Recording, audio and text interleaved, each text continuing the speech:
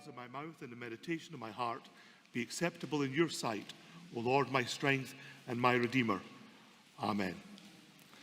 So the story is told that Aristotle Onassis, remember that name from years ago? Aristotle Onassis was out for lunch with a friend of his, another Greek shipping magnate. They were in London, they had a lovely lunch together. And walking down the street after lunch, they happened to pass a Rolls-Royce dealership. And in the window was a brand new model Rolls-Royce convertible. And both men looked at each other and said, yes. And so in they went, and they both ordered a brand new Rolls-Royce. And Onassis' friend started to take out his checkbook, and Onassis says, no, I'll get this, you got lunch. Now, why is that such a good story? Well, it's funny. I thought so anyway. Some of you did too. But it's also kind of believable. You know, when you have that amount of money and riches, then I guess buying a Rolls Royce is kind of like buying lunch. The difference between the two is just a rounding error. But we also enjoy that story because it is so not us. Well, it's so not me. I assume it's so not you. If it is very much you, would you see me at the door of the church after worship? Ernie, our congregation president, and I will be standing at the door of the church ready to talk to you after worship if that story is indeed you. I tell that story for the umpteenth time because keep that sort of mindset in your head as we journey through this story of the adoration of the Christ child by the Magi. Keep that otherworldliness, that, gosh, some people think that, are that, enact that. That sort of wonder that you had in the Onassis story, keep that with you for the next few minutes. So we've got the familiar cast of characters. And they are going to become increasingly familiar as the story of the Christ goes on. We're in chapter 2 of Matthew's Gospel. It's right at the start. And yet already the same characters and the same powers of the world that are about to conspire against the Christ child are being introduced, and they are the same powers of the world that will conspire against Jesus leading to Calvary. This is a foreshadowing. This is the beginning of Jesus' ministry, but the beginning of the end for Jesus too, although still a child. So who are they? We've got Herod. Notice that when he is frightened, all of Jerusalem is frightened with him. Why? Because they know when he is worried, bad things are going to happen. They don't have to agree with him. They don't have to be on Team Herod. They just need to know that if their king's back is to the wall, nothing good is going to happen next. So although we've got Herod representing the power of the world, we also have the ordinary folks of the world who are caught up in the tsunami of violence and retribution and fear that emanates from Herod. You can almost understand why he's afraid. I mean, here these Magi come in, astronomers from Persia, modern day Iran, and and they say, we've come to worship the King of the Jews. And they're saying this to the King of the Jews. They assume he's going to be excited as all get out because he's the earthly King of the Jews, and now the heavenly King of the Jews is coming. Why wouldn't he be supportive? Oh, such naivety. You almost want to reach out to the Magi and give them a hug. But Herod does what power always does when it's threatened. You know, the status quo is comfortable. The life and the world is ordered. It might not be perfect, but, you know, we very quickly say, well, it's the best we've got. You know, it works. You know, at least the trains run on time, that kind of thing. But when power is faced with the other, something different, something unfamiliar, something that threatens the way the system works, then power reacts. 'Twas always thus and always thus shall be. Nothing new about it. Nothing uniquely British or American about it. Nothing uniquely 21st century about it. Nothing uniquely Northern Hemispherish about it. Nothing uniquely Anglo-Saxon about it. It's what happens when power is threatened, when something new and unusual comes along.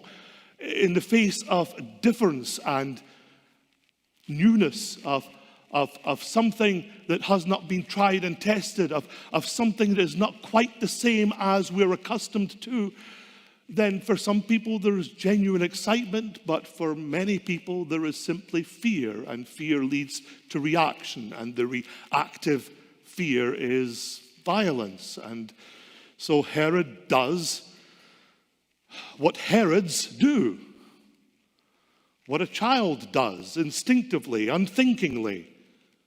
He lashes out. He must protect his power, must protect the way of the world, must protect the order at all costs. That's why the people are afraid. They've read this story before, you know. And if not them, then their parents or their grandparents. This is not new to them. They know that trouble is brewing. And then we get introduced to the chief priests and the scribes and the Pharisees. To quote yet again, for I think the fourth week in a row, to quote the movie Casablanca, we have the usual suspects. You know, we'll get to know them as time goes on. The chief priests, the scribes, and the Pharisees. We'll get to know them. They are the foil that the gospel writers have to demonstrate the contrast between religious authority and the Messiah. They're the ones that speak up in opposition to Jesus, which allows us to discover more of who Jesus is. And they're the ones that are given custody. They're stewards of the religion. In the Lutheran tradition, we sometimes talk about pastors as stewards of the means of grace. It's a wonderful old Scandinavian, I think, image. And the scribes and the chief priests and the Pharisees are stewards of the means of faith. And yet, over and over and over and over again, they will fail to recognize who the Christ child is. And now they're being introduced in Matthew's gospel for the first time. And they are in the employ of Herod. So we see that at the start of Jesus' life. We're going to see it at the end when Jesus is ping-ponged between the high priests and the Sanhedrin and the next Herod, Herod Antipas, and Pilate. And then from Pilate's headquarters to Calvary. If you read any of those spy novels like John le Carré, Tinker, Tailor, Soldier, Spy, Smiley's People, all those, The Man Who Came In From the Cold, great novels of Cold War intrigue. I don't think anyone has done it better than those Cold War novelists, British and American. And they'll tell you that the other side has different ways of employing spies and people of use. Ideology is great. Money talks. And sometimes just having people who are too unaware, too naive to know that they're furthering the cause of the other side are also useful. Where do the scribes and Pharisees come in that? I don't know. Do they really know that they're being played by Herod? Do they know that Herod, as the power of the world, is pulling them away from their scriptures, pulling them away from the truth, pulling them away from love and grace which has come into the world through the Christ child? Are they doing it to protect their own power? Are they doing it because Herod pays the wages? Are they doing it because they share his religious ideology? Are they doing it just because they don't know any better? I don't know. But they're there as a stark warning to us, because you and I are not in control of the power of the world. That's beyond us. Once again, if you are controlling the world, Ernie and I would love to meet you at the door of the church and engage you in conversation. But assuming you're not, then you're not King Herod. But are we the chief priests and the scribes and the Pharisees in this story? And then you have the Magi. I said a minute ago, you just want to hug them. They're so naive. Good morning, King of the Jews. We're looking for the real King of the Jews, and we're hoping you can help us find him. And then the dripping sarcasm of this and the versions elsewhere, where he says,